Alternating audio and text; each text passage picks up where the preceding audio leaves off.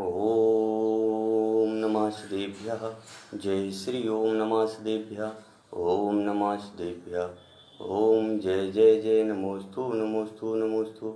नमो अरिहंताणं नमो सिद्धाणं नमो आयरियाणं नमो वज्रायाणं नमो लोयेश विशाहुणम्। मंगलम भगवान वीरो मंगलम गौतमो गणे मंगलम कुंद कुंदाद्यो जैन धर्मोस्तु मंगलम। सर्वमंगल मांगल्यम सर्वकल्याणकारिकम विधानं सर्वधर्माणां जैनं जयतु शासनं जैनं जयतु शासनं जैनं जयतु शासनम्। आज का यह दिन बहुत ही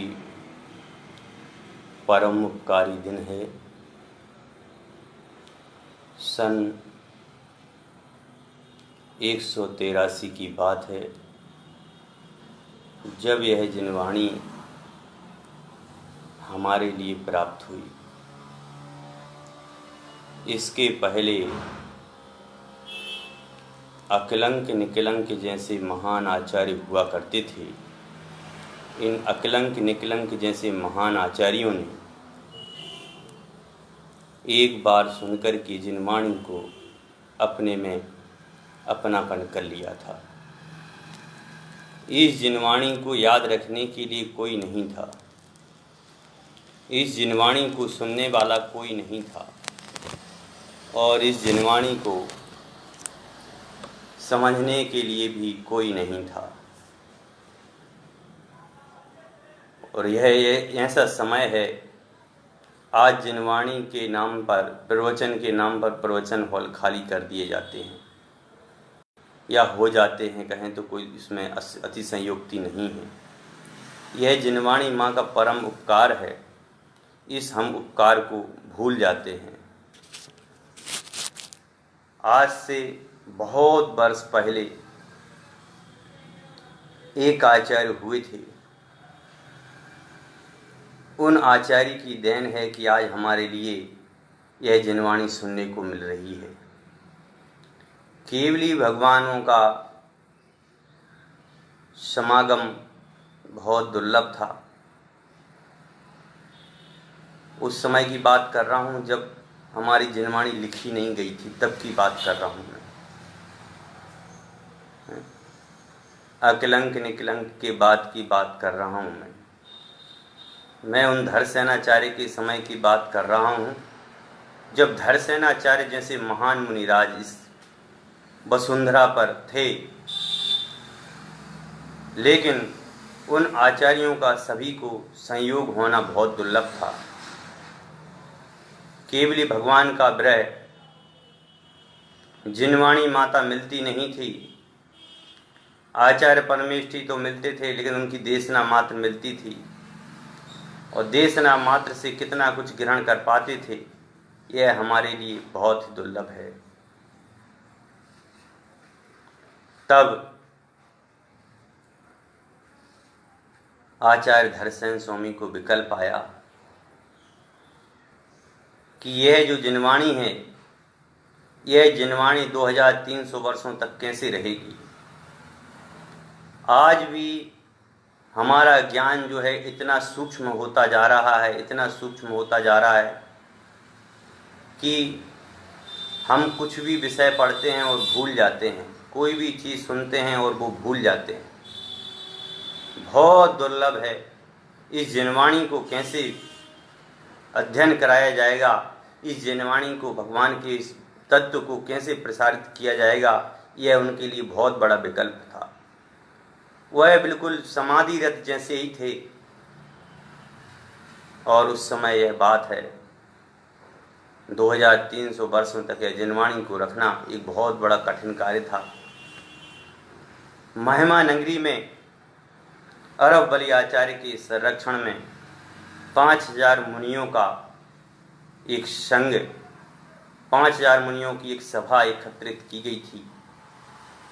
उस सभा में आचार्य धरसेन स्वामी महाराज ने एक पत्र भेजा और वहाँ उन आचार्य से कहा कि आपके संग में कोई महान क्षय उपशम वाला, महान ज्ञान का धारी, महान मुनिराज हों तो उनको मेरे पास में भेजना।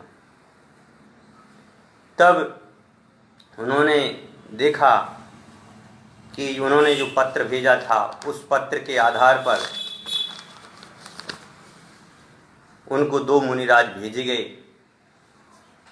और वह 2 मुनिराज आचार्य धरसेन स्वामी महाराज के स्वप्न में 2 बैल के रूप में दिखाई दी। वह जो मुनिराज थे वह मुनिराज अपने ज्ञान एवं पराक्रम में सबसे उत्कृष्ट थे। उन मुनिराज का जो ज्ञान था वह अतुल्य ज्ञान था। जब उन मुनिराज को बुलाया गया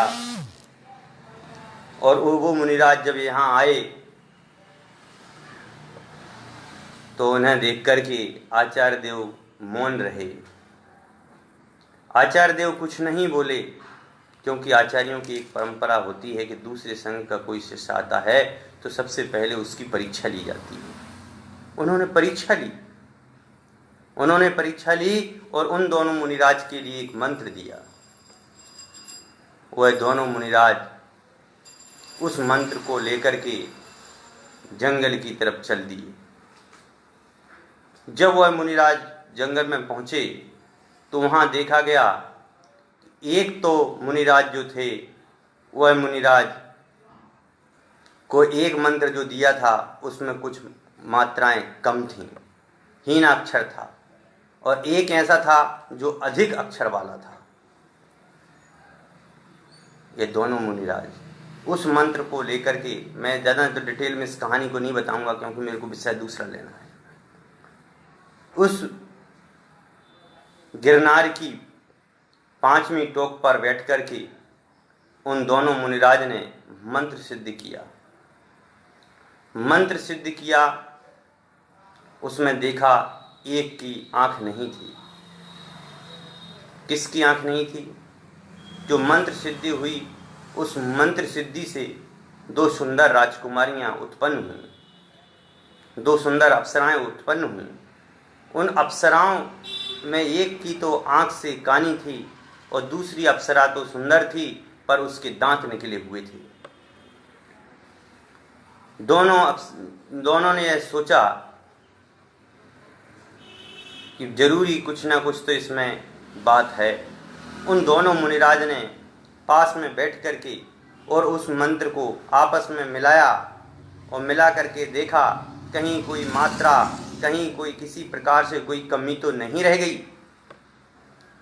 तब उन मुनिराज ने उस मंत्र को सिद्ध करने के लिए फिर से सिद्धि की और उसमें से 2 अप्सराएं पुनः उत्पन्न हुई और उन अप्सराओं में से एक ने, जिसने प्रथम जो थे, जिसका शरीर कमजोर था, क्योंकि यह जो 2 मुनिराज आए थे, इन 2 मुनिराजों में एक मुनिराज का शरीर बिल्कुल दुर्बल था, एक मुनिराज आए थे वो बिल्कुल कमजोर थे, वृद्ध थे, और दूसरे जो मुनिराज आए थे वह थोड़ी ठीक थे।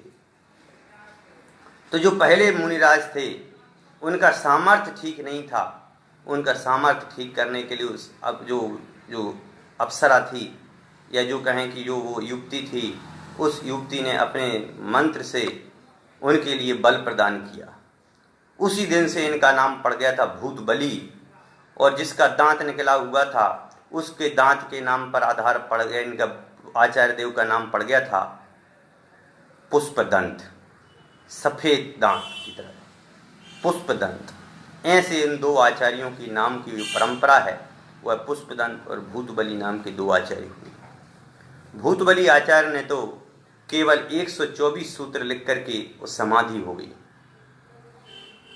ये कहें कि हमारा बहुत ही ऐसा समय था कि हम अपने शब्दों में उसको कह नहीं सकते हैं। 2 आचार्य आए हमारी जनवाणी को संपादित करने के लिए, 2 मुनिराज आए हमारी जिनवाणी को लिखने के लिए, जब जो आज हमें उपलब्ध है उस जिनवाणी को लिखने के लिए दो मुनिराज आए और उन दो मुनिराजों ने लिखने का प्रारंभ किया। तो एक का तो पहले भूतबली स्वामी का तो 124 सूत्र लिख करके, मतलब 100-125 सूत्र लिख करके और बस उनकी समाधि हो गई। दूसरे जो मुनिराज थे, उन दूसरे मुनिराज पुष्पदंत महाराज, जिन्होंने कि यह पूरा का पूरा छठखंडागम ग्रंथ हमारे सामने लिख करके तैयार कर दिया। उनके जो नाम थे भूतबली और पुष्पदंत, यह उनके वास्तविक नाम नहीं थे। भूतबली को तो बल दिया था इसलिए इनका नाम भूतबली पड़ गया। मूल नाम तो इनका नरवाहन है। क्या है? नरवाहन। और जो दूसरे थे पुष्पदंत, उनका नाम था सुबुद्धि। और ये दोनों के दोनों, एक सेठ था पूर्व भाव में, एक सेठ था नगर सेठ, और एक जो राजा था। राजा युद्ध में हार गया था। यह राजा जो है संसार से उदासीन हो गया था। सेठ भी उदासीन हो गए थे। दोनों अच्छे मित्र थे। दोनों मित्रों ने गए और दोनों मित्रों ने जाकर के एक मंदिर में गए और मंदिर में जाकर वहाँ उन्होंने दीक्षा ग्रहण कर ली। और यह दोनों ही दोस्त जाकर के एक ज्ञानवान साधु बने। इन दोनों दोस्तों को 12वें अंग के 5वें पूर्व की व्याख्या प्रगति का ज्ञान था।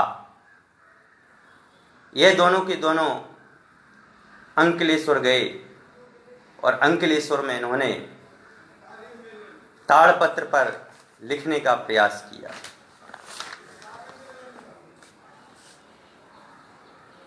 और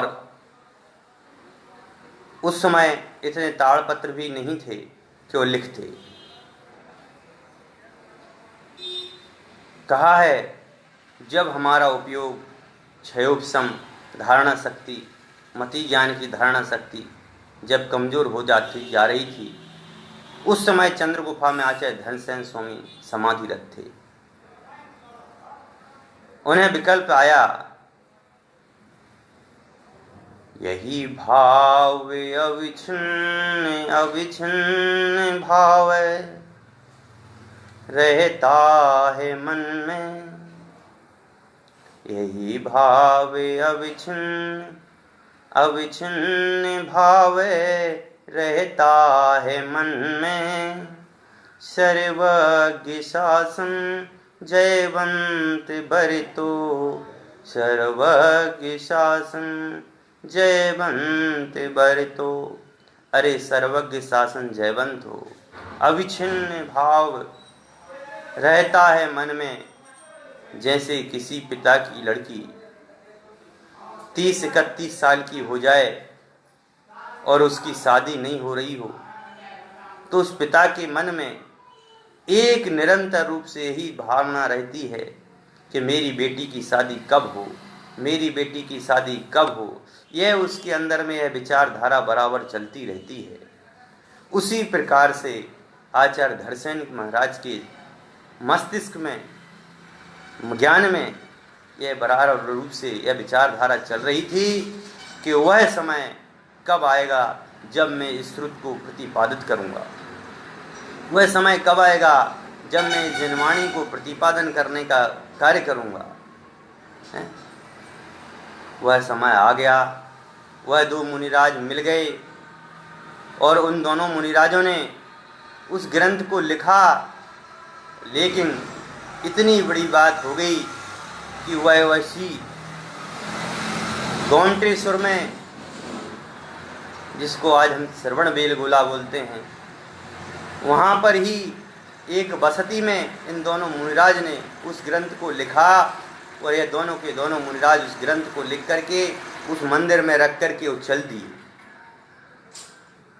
200 वर्ष बाद बीत गए, 2000 वर्ष बीत गए। मंदिर जो था वो खंडर हो गया। वहाँ बांस के पेड़ उग गए।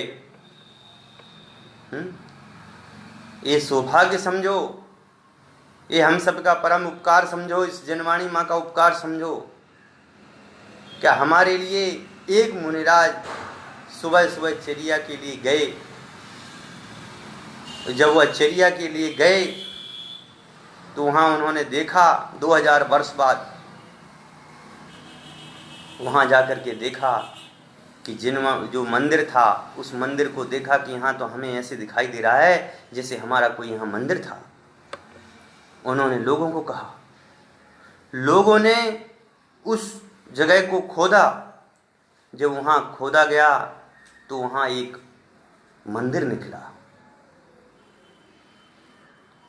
और उस मंदिर आज भी है श्रवणगोला के पहाड़ पर, सिद्धांत बस्ती नाम का। उस सिद्धांत बस्ती नामक जिन मंदिर में यह हमारा जो ग्रंथ था, यह ग्रंथ हमें प्राप्त हुआ। ग्रंथ तो प्राप्त हुआ परंतु उसको पढ़ने वाला कोई नहीं था। क्यों नहीं था?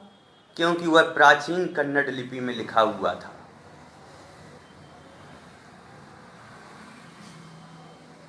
उस ग्रंथ को वहाँ के जो भट्टारक स्वामी थे, उन भट्टारक स्वामी ने उस ग्रंथ को वहाँ सुरक्षित रख दिया कि जो भी आएगा इस हमारे इस प्राचीन ग्रंथ सठखंडागम ग्रंथ का अध्ययन करेगा,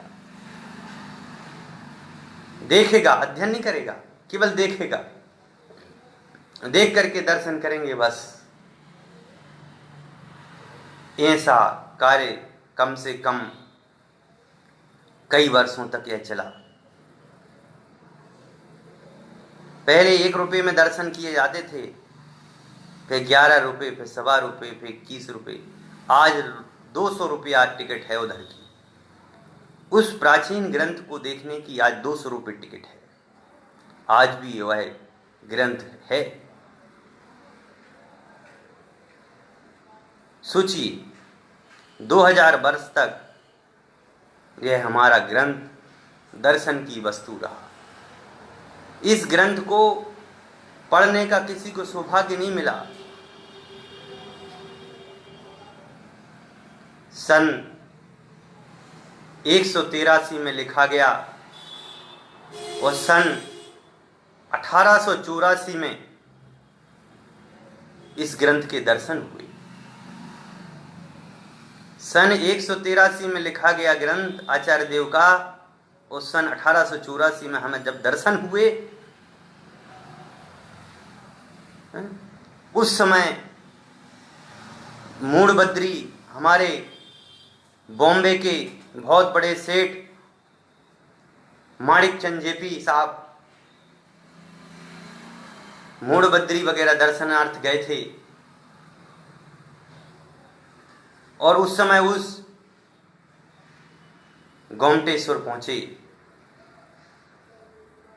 और गोमटेश्वर में पहुंच करके जब इस ग्रंथ को देखा तो सोचिए, धन्य है वो माणिक चंद जेपी जिसने हमें इतना बड़ा सौभाग्य प्रदान किया है। उस माणिक चंद जेपी ने कहा कि भाई इस ग्रंथ को कोई पढ़ सकता है कि नहीं पढ़ सकता है? कोई इस ग्रंथ के मंगलाचरण को पढ़ सकता है क्या है? तो उन्होंने कहा, भट्टारक जी आए। उस समय 1884 की बात कर रहा हूं मैं। 1884 में भट्टारक जी आए और भट्टारक जी ने कहा, इस ग्रंथ को पढ़ने में मैं समर्थ नहीं हूं। हाँ, एक व्यक्ति जरूर समर्थ है, और वह जो है व्यक्ति जो है वर्तमान में मूड़बद्री में है, ब्रह्म भैया जी। वह ब्रह्म भैया जी हैं जो इस प्राचीन कन्नड़ लिपि को पढ़ सकते हैं, और कोई भी इस लिपि को अब नहीं पढ़ सकता। वे वापिस बॉम्बे आ गए। बॉम्बे आए, उन्होंने अपने मित्र सोलापुर निवासी हीरा भाई जी को पत्र लिखा। उन्होंने हीरा भाई जी से कहा, भाई आप ये बताइए, आप यात्रा पर जा रहे हैं कन्नड़, तो कम से कम एक काम करिए, पहले गोमटेश्वर जाने से पहले मूड़बद्री जाइए और वहां से जाकर के ब्रह्म भैया जी को लेकर के और उस ग्रंथ को प्रतिलिपि कराने का कार्य कीजिए। उस ग्रंथ को प्रतिलिपि कराने के लिए जैसे वो गए, ब्रह्म भैया जी को साथ में लेकर के, भट्टारकों जी ने मना कर दिया। भट्टारक ने कहा नहीं, ये हमारी धरोहर है, हम इसकी प्रतिलिपि नहीं कराने देंगे। खूब कोशिश करने के बाद में भट्टारक ने आज्ञा दी और उनसे शर्त रखी कि जो भी आप इसकी प्रतिलिपि कराएंगे वह इसी मंदिर में और यहीं पर रखी जाएगी, अन्यत्र इस प्रतिलिपि को नहीं भेजाने देंगे। सोचिए, इतनी बड़ी बात, उस प्रतिलिपि को उन्होंने उस मंदिर में ही रखवा दिया। लेकिन एक बहुत बड़ी बात कहें, और उन्होंने ये भी शर्त रखी भट्टारक जी ने कि कोई भी प्रति इस मंदिर के बाहर नहीं जाएगी, और बहुत चौकसी लगवा दी। वह बॉम्बे आए। उन्होंने उस समय एक पत्रिका चलती थी, जैन पत्रिका, जैन हितैषी करके। उस पत्रिका में यह बात लिखी कि हमारा प्राचीन ग्रंथ सठखंडागम हमें प्राप्त हो गया है और हम चाहते हैं कि यह सारे का सारा कार्य किया जाए।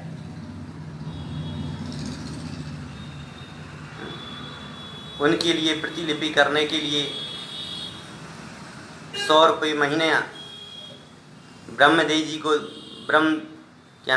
भैया जी को यह ग्रंथ दिया गया, यह कार्य करने के लिए कहा गया है। और उन्होंने इस कार्य को करने के लिए हामी भरी और उस कार्य को करने लगे। जब यह जैन हितैषी पत्रिका में लिखा गया, उन्होंने लिखा तो इस समय हुए थे गोपाल दास जी बरैया पंडित जी ने फूलचंद जी सोनी साहब अजमेर वालों को यह बात बताई। उन्होंने कहा कि भैया, एक बहुमूल्य ग्रंथ जो है हमारा, एक जो ग्रंथ है सठखंडागम, वह ग्रंथ को लिखने वाला कोई व्यक्ति है। और वहाँ से उन्होंने चले और वो लोग भी वहीं पर पहुँचे और वो ब्रह्मजय जी से मिले और उनसे उन्होंने कहा कि भैया, मैं आपके लिए इस ग्रंथ को छपाना चाहता हूँ। तो ब्रह्मजय जी ने बहुत पुरुषार्थ किया और उतने कड़े पहरे में रख करके, और ब्रह्मदेव जी ने क्या किया कि रोज जो भोजन का टिफिन आता था, उस टिफिन में खर्रा लिख के, खर्रा पुराने लोग जानते हैं, चिट बना करके और टिफिन में रख करके उस टिफिन को घर भेजते रहे। वहाँ पर वो उसका अनुवादन कर रहे थे, वहाँ पर वह उसकी प्रतिलिपि कन्नड़ में ही कर रहे थे, प्राचीन कन्नड़ से नवीन कन्नड़ में प्रतिलिपि कर रहे थे ब्रह्म भैया जी। तो अब उनने क्या किया, जब गोपाल दास बरैया जी ने कहा कि मुझे भी इसकी एक प्रतिलिपि चाहिए, तो उन्होंने क्या किया कि तुरंत वो टिफिन में लिख करके और टिफिन में धो धा करके टिफिन को, और टिफिन के बॉक्स में वो थोड़ी सी पर्ची लेकर के डाल देते थे और वह घर पे चली जाती थी। और उन्होंने ऐसा कर करके चोरी कर करके वह सठखंडागम ग्रंथ बाहर आ गया। ये बड़ा दुख की बात है। यदि वह ग्रंथ बाहर नहीं आता और उस भाषा को जानने वाला नहीं होता, तो सोचिए आज हमारा क्या होता। कितना पुरुषार्थ किया, सोचिए लोगों ने कितना पुरुषार्थ किया इस जिनवाणी को बचाने के लिए। फिर जब वह प्रतिलिपि तैयार हो गई, और जब प्रतिलिपि तैयार हुई तो लोगों के पास लाने के लिए ब्रह्म भैया जी पंडित जी कर्नाटक से पैदल चले और बॉम्बे आए। और सबसे पहले बॉम्बे में आकर के माणिक चंद जेपी साहब को कहा कि सेठ जी ये जो आप कह रहे थे, जो ग्रंथ, इसकी प्रतिलिपि मैं यहाँ लेकर के आ गया हूँ। माणिकचंद जेपी ने यह वचन लिया हुआ था कि चाहे कुछ भी हो जाए मैं इसकी प्रतिलिपि नहीं लूंगा। या भट्टारक जी को उन्होंने वचन दिया था और उन्होंने तुरंत ही पत्र लिख करके सोलापुर भेज दिया अपने दोस्त हीरा भाई जी के लिए हैं? और हीरा भाई जी के पास जब वो पैदल सोलापुर गया बॉम्बे से, पति पत्नी लक्ष्मी जी, उसकी पत्नी भी बहुत टैलेंटेड थी, दोनों ही इस भाषा के अच्छे जानकार थे, दोनों ने मिलकर के इस ग्रंथ को लिखा, इसकी प्रतिलिपि बनाई। जब वह माणिकचंद जी के पास पहुँचे तो माणिकचंद जी ने भी मना कर दिया, और जब हीरा भाई जी के पास, माणिकचंद जी के दोस्त के पास पहुँचे तो उन्होंने भी ग्रंथ लेने से मना कर दिया कि नहीं, हमने नियम लिया है भट्टारक जी से, हम इस ग्रंथ की प्रतिलिपि नहीं लेंगे, इस ग्रंथ की प्रतिलिपि बाहर नहीं आने देंगे, ये हमने कहा था, इसलिए हम इस प्रतिलिपि को नहीं खरीद सकते। क्योंकि ब्रह्म भैया जी ने घर पर बैठ करके उसको द्वारा लिखा, वहाँ तो लिखा ही एक प्रतिलिपि रोज रात में आकर के घर पे लिखा करते थे। सोचिए कितनी मेहनत करते थे। और जब उन्होंने सभी ने इस चीज़ को मना कर दिया, तब वह भटकते भटकते सहारनपुर के जम्बू प्रसाद जी के पास पहुँचे। सहारनपुर उत्तर प्रदेश के जम्बू प्रसाद जी के पास पहुँचे तो जम्बू प्रसाद जी ने वह प्रतिलिपि ले ली। लेकिन उन्होंने क्या कहा कि भैया मैं आपसे प्रतिलिपि ले तो लेता हूँ, पर मैं इसका करूँगा क्या, क्योंकि ये तो कन्नड़ में है और हम तो हिंदी भाषी हैं, हम हिंदी भाषी कैसे इस कन्नड़ की भाषा को समझेंगे हैं। तब उन्होंने कहा कि इसकी हिंदी कीजिए। तब उन्होंने हिंदी करना प्रारंभ किया। और ये कहें कि भाई चोरी की थी, या कहें असाता कर्म का उदय था, या कहें पाप कर्म का उदय था, कुछ दिन कार्य किया हिंदी में और उनकी पत्नी का देह अवसान हो गया। और कुछ दिन बाद ब्रह्म भैया जी का भी देह अवसान हो गया, वह कार्य अधूरा रह गया। अब कौन करे इस कार्य को? तो उसी समय एक गजपति जी शास्त्री थे, उन गजपति जी शास्त्री ने इस सठखंडागम ग्रंथ को पूरा किया, हिंदी में ट्रांसलेशन किया। और उन्होंने ट्रांसलेशन करके उसकी प्रतिलिपि हाथ से लिख करके, इतना बड़ा सठखंडागम ग्रंथ, उसकी प्रतिलिपि को उन्होंने अपने हाथ से लिखा गजपति शास्त्री ने, और उस प्रतिलिपि को अजमेर भेजा, एक सोनी जी भेजा, एक जयपुर भेजा, एक विदिशा भेजा, एक सागर भेजा, ऐसे अनेक स्थानों पर इसकी प्रतिलिपि गई। यह बात है सन 1915 की।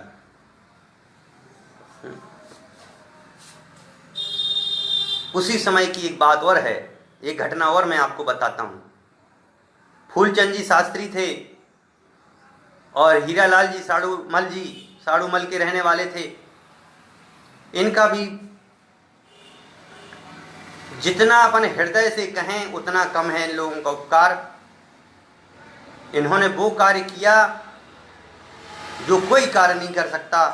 जब इन्होंने कहा कि भैया हम इस ग्रंथ का संपादन करेंगे, समझ गए ना, तब हमारे देश में अनेक समाचार पत्रों में जैन बंधुओं ने विरोध किया, कैसे होगा इसका संपादन, अरे इसमें इंक लगेगी, पता नहीं कितनी अशुद्ध होगी, पता नहीं उसमें कौन सा पानी होगा, ये छपेगी तो ये कहाँ सूखेगी, कोई भी इसको छुएगा, बिना नहाए काम करेंगे हैं, कैसे काम होगा। ऐसे अनेक विरोध हुआ।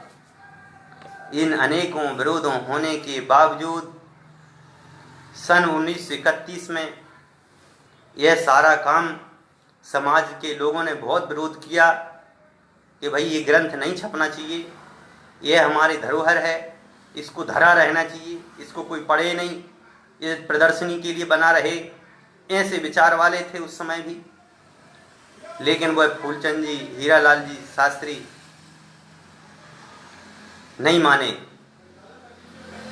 और उन्होंने सन 1931 में इसको पूरा कर दिया। जब यह संपादन कार्य चल रहा था उसी समय उन्होंने भट्टारक जी से कहा कि भट्टारक जी, आपकी जो प्राचीन लिपि है या जो मूल जो ग्रंथ है सठखंडागम, उस ग्रंथ को जब मैं इसमें संपादन करना चाहता हूँ तो उसको इससे मिलान करना चाहता हूँ कि कोई गलती तो नहीं है। तो उन्होंने मना कर दिया। उसी बीच की बात है कि पंडित टोडरमल जी ने भी सोचा कि मैं भी इस ग्रंथ का अभ्यास करूं। उन्होंने वहाँ भट्टारक जी के पास गए, जयपुर से पैदल गए, उन्होंने अपने दो लोगों को भेजा और वो खुद पैदल गए और वहाँ जाकर के उन्होंने भट्टारक जी से कहा तो भट्टारक जी ने वह ग्रंथ देने से मना कर दिया, देखने से मना कर दिया। लेकिन अभी भी कोई घबराने की बात नहीं है। एक जमुनालाल जी जज साहब हुए हैं हमारे, जमुनालाल जी जज साहब ने एक जैन सम्मेलन बुलाया। यह एक जैन समाज का सम्मेलन हुआ करता था। उसी में एक लक्ष्मी चंद जी शिवतार राज जी भी विदिशा गए हुए थे और लक्ष्मी लाल जी उस समय 10,000 रुपये खर्च करना चाहते थे। विदिशा में भयंकर बड़ा क्या करना चाहते थे, गज महोत्सव मनाना चाहते थे। गज पंच कल्याण कराना चाहते थे। वो पूरे मध्य प्रदेश के बुंदेलखंड के लोगों को भोजन कराना चाहते थे।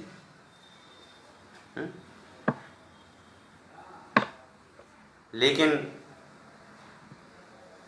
जब यह बात उनको पता चली, उस सम्मेलन में जब उनको यह पता चला, लोगों ने उनको समझाया कि आप 10,000 रुपये बर्बाद कर रहे हैं या आप 10,000 रुपये पंच कल्याणक में लगा रहे हैं, इससे क्या होगा, लोग आएंगे, खाएंगे और चले जाएंगे, 3 दिन में भूल जाएंगे। कम से कम एक परम उपकार तो कर दीजिए। इस एक हमारे पास एक ग्रंथ है और उस ग्रंथ को रचवाने का कार्य कर दीजिए। वास्तव में वह लक्ष्मी चंद जी सितावराज जी बहुत ही बड़े दिल के, उन्होंने 1:30 बजे रात में स्वीकृति दे दी,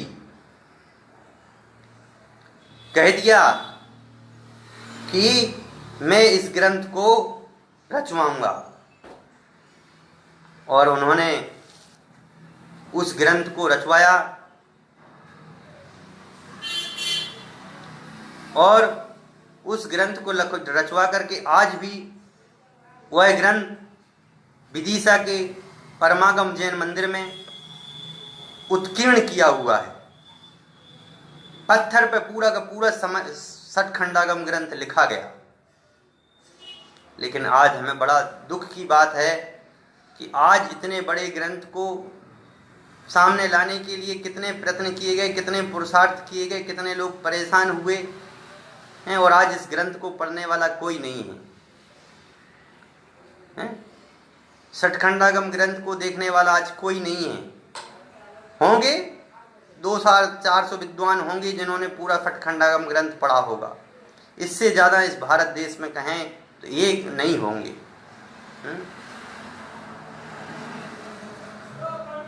ऐसे ही हमारे दूसरे ग्रंथ समयसार की बात है।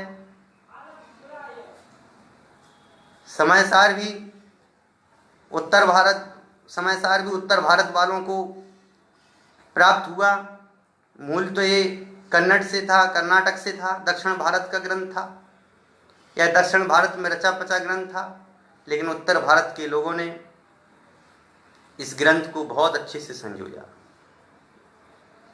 एक सौभाग्यमल जी हुए हैं, सौभाग्य भाई जी, उनके लिए किसी ने एक ग्रंथ दिया था, एक कुछ रचनाएं दी थी, 31-32 नंबर की गाथाएं एक लिफाफे में बंद। और उन्होंने कहा था सौभाग्य भाई जी से कि जो जीव अच्छा जानकार हो उस जीव को जाकर के ये 2 गाथाएं दे देना। उन्होंने बहुत ढूंढा और उनके लिए कोई ऐसा व्यक्ति नहीं मिला। जब फिर वह ग्रंथ जो था उस ग्रंथ के लिए रायचंद जी के पास में गए, उनको पता लगा रायचंद जी बहुत अच्छे हैं। उन्होंने अपने मति ज्ञान के क्षयोपशम से सौभाग्यमल जी आ रहे हैं ऐसा उन्होंने पहले ही जान लिया और उन्होंने उनसे सौभाग्यमल जी से कहा इस ग्रंथ इसको खोलिए लिफाफे को। और लिफाफे को उन्होंने खोला और इधर रायचंद जी ने वह गाथा पढ़ दी, बिना देखे वह गाथा पढ़ दी। उनसे कहा कि मिलान कीजिए, वो बिना देखे वह गाथा पढ़ दी। ऐसे ज्ञानी ध्यानी थे वास्तव में उन रायचंद जी का भी क्या कहें। और रायचंद जी ने तुरंत ही ऑर्डर दिया 1000 ग्रंथ छपा दीजिए समय साथ। तब वहाँ के ट्रस्टी, आगास के जो ट्रस्टी थे, वो घबरा गए कि भैया 1000 ग्रंथ जो है कैसे छपेंगे, क्या होगा क्या नहीं होगा है? तब कई साल तक 200 ग्रंथ तो कोई जैसे शीतल प्रसाद जी आए, कोई भी आए तो उनके लिए ग्रंथ भेंट करते रहे। लेकिन एक दिन वह समय आया जब गुरुदेव श्री ने एक साथ 800 ग्रंथ लेकर के कह दिया कि हमारे स्वाध्याय के लिए जरूरी है। यह समय सार की क्रांति है। गणेश प्रसाद जी वर्णी कौन थे?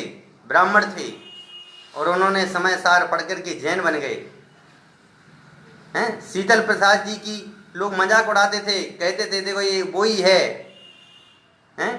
ये वो व्यक्ति है जो समय सार को पढ़ता है, ये समय सारी है, ये आत्मा अनुबाला है।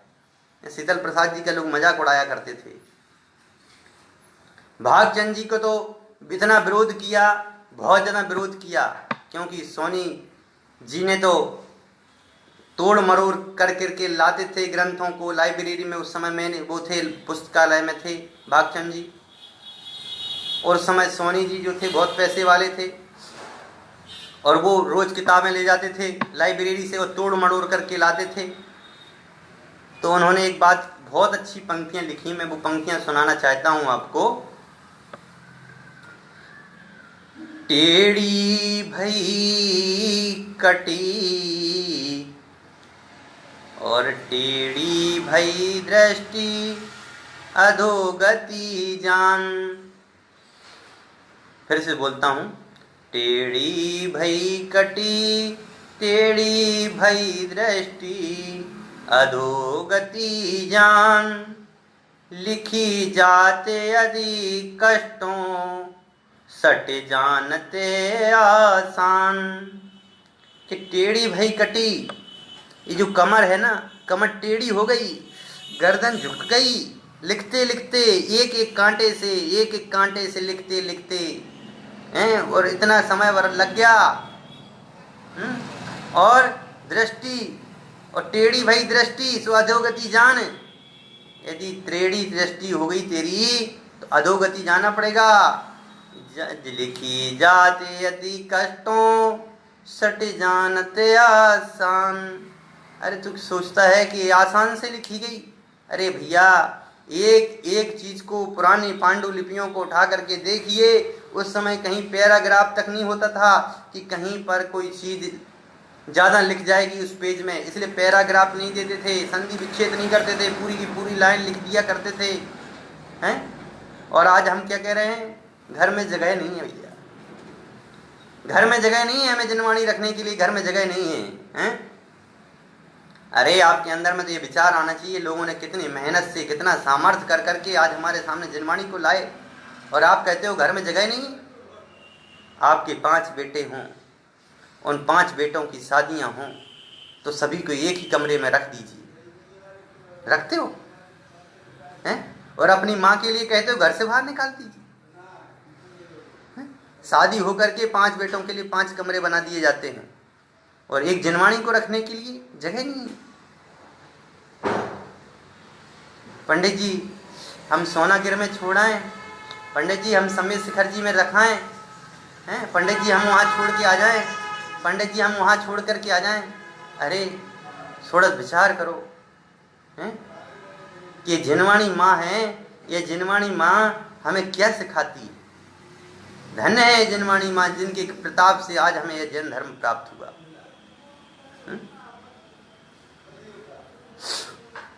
कहते हैं जिनवाणी आंसू बहाए, कोई पढ़े नहीं कोई सुने नहीं, नित ही बरते कसाय, जिनवाणी आंसू बहाए।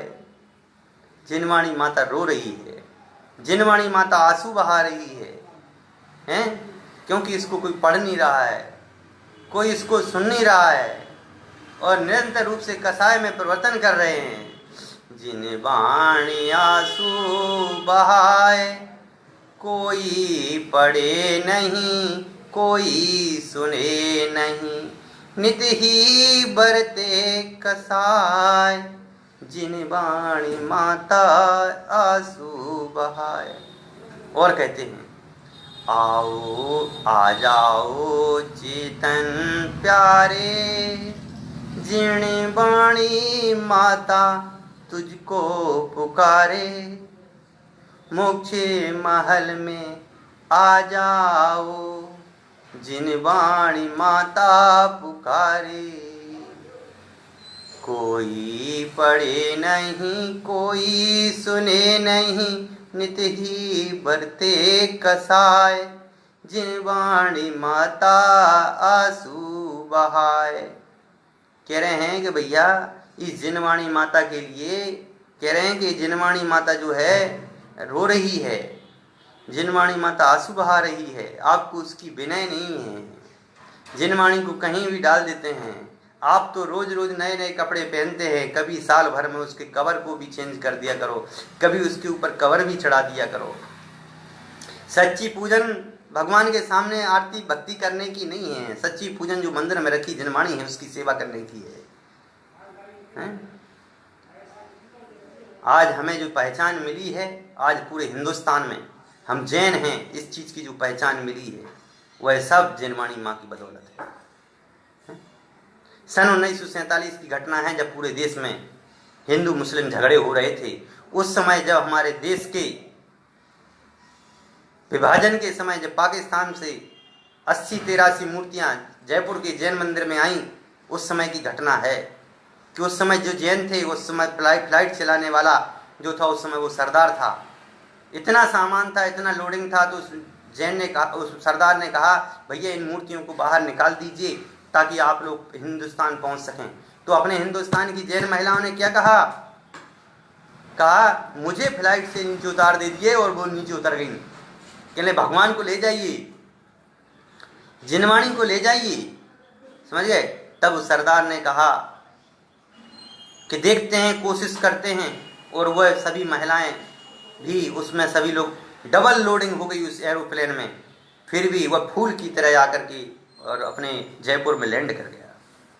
तब उस सरदार ने कहा कि भैया हमारे लिए उन महावीर भगवान के दर्शन तो कराओ, वह तुम अपने प्रभु के दर्शन तो कराओ। और उस सरदार ने उसी समय रात्रि भोजन का त्याग कर दिया, शुद्ध सात्विक भोजन करने लग गया, मांस अंडे का त्याग कर दिया। धन है वो जिनवाणी माँ। ऐसी कितनी घटनाएं हैं। गोपाल दास जी बरैया, जब उस समय हमारे यहाँ सोनागिर में रेलवे नहीं चलती थी, सोनागिर के रेलवे नहीं जाती थी, उस समय बरैया साहब ने कहा कि भैया मैं और हम, जब वहाँ के उस समय अंग्रेज अफसर थे, अंग्रेज अफसर ने कहा सोनागिर में जब ट्रेन रुकेगी, जब हर स्टेशन से 30 टिकट खरीदी जाएगी सोनागिर के लिए।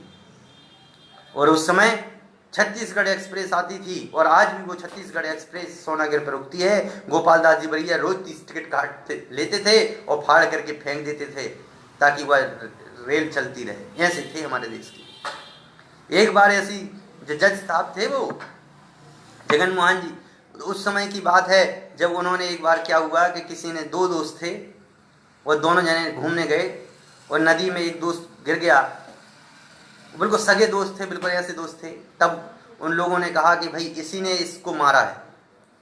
तब जज साहब ने कहा फांसी की सजा सुनाई गई।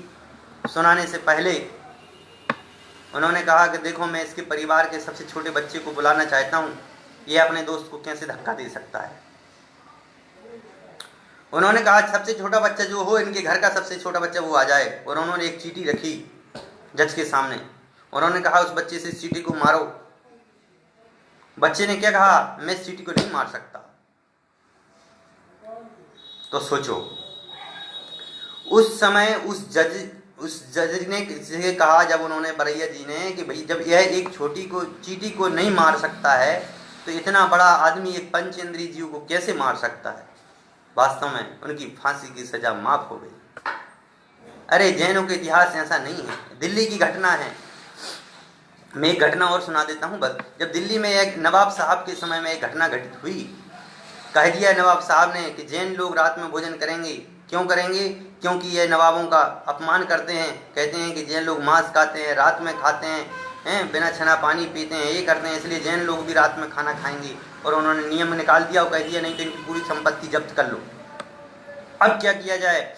तो उस समय जो हमारे 5वीं प्रतिमाधारी ब्रह्मचारी जो भी लोग थे, बड़े बड़े श्रावक थे, वह सारे के सारे श्रावकों ने आपस में एक मीटिंग लगाई और मीटिंग लगा करके कहा कि भैया हम तो एक बात को मानते हैं कि हम अपने मरेंगे नहीं, लेकिन अपन रात में रोज भोजन तैयार करेंगे। और उन्होंने सभा जोड़ी और सभा करके उन्होंने एक बात कही और उस सभा में कहा, क्या कहा कि ऐसा करेंगे, रात के टाइम पे चूल्हा जलेगा,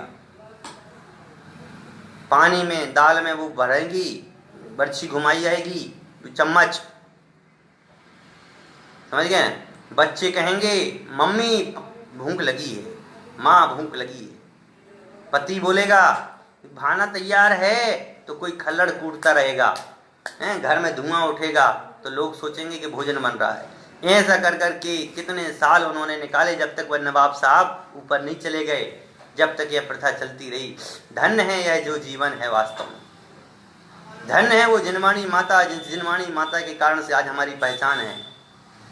और हम क्या कहते हैं, हमें तो भैया जिनवाणी को रखना नहीं चाहते घर में, बहुत सारी हो गई, कहाँ भेजते हैं पंडित जी बताइए? अरे भैया कहाँ भेजते हैं? आपके बच्चे की शादी हो जाती है, दूसरी पत्नी आ जाती है, उनके बच्चे हो जाते हैं, आपका घर भर जाता है, आप कहाँ भेज देते हो उनको? हैं? जिनवाणी माता को आप भेजने की बात कर रहे हो, बड़ा दुख है वास्तव। इसलिए हे भव्यजनों, समय तो बहुत हो गया है, विषय तो बहुत है, इतिहास तो इतना बड़ा है जिनवाणी को समझाने के लिए कि वर्षों भी बीत जाएं तो वर्षों भी कम है, समझ गए ना? तो मेरी तो बस एक ही विनय है, मैं सभी से हाथ जोड़ करके कहता हूँ कि आज ये सूर्य पंचमी के दिन आप अपने घर में रखी हुई जिनवाणी को व्यवस्थित करें, जिनवाणी को सम्मान दें। और जिनवाणी का सम्मान उसको अध्ययन करने से है, उसको स्वाध्याय करने से है, उसको जीवन में उतारने से है। हमारे जो पूर्वज थे, हमारे पूर्वजनों ने कितना पुरुषार्थ किया है, कितना पुरुषार्थ किया है कि हम आपको शब्दों में नहीं बयां कर सकते। इसलिए उस पुरुषार्थ को अपने जीवन में लाएं और अपने जीवन में उतारने का कष्ट करें। और मैं कहता हूँ प्रति समय जिनवाणी को स्वाध्याय में समझने की कोशिश करें, और यह आपके लिए बहुत बढ़िया रहेगा, और जिससे कि आपका पुण्य की क्रियाएं होंगी और आपको हर चीज़ प्राप्त होगी। यह जिनवाणी माँ है, इस जिनवाणी माँ के सहारे ही आपको सब कुछ प्राप्त हो सकता है। इसी भावना के साथ में मैं अपनी वाणी को विराम देता हूँ।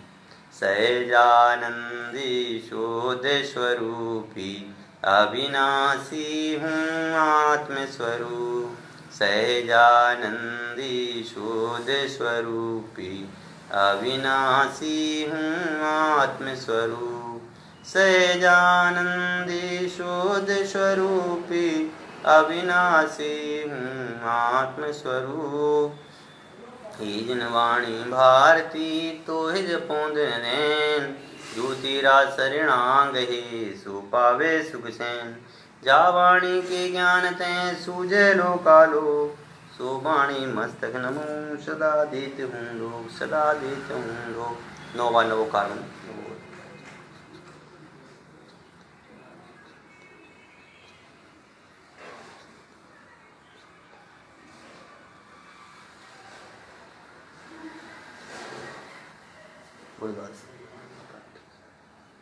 गुरुद्वार सांग जिनवाणी माता की जय। पूरे समस्त वितराग जी संतों की जय। वो 3 कमनों करोड़ मुंडाज की जय। पूरे जैन धर्म की जय। समस्त आधर्मी जनों को जय जिनेन्द्र, जय जिनेन्द्र, जय जिनेन्द्र।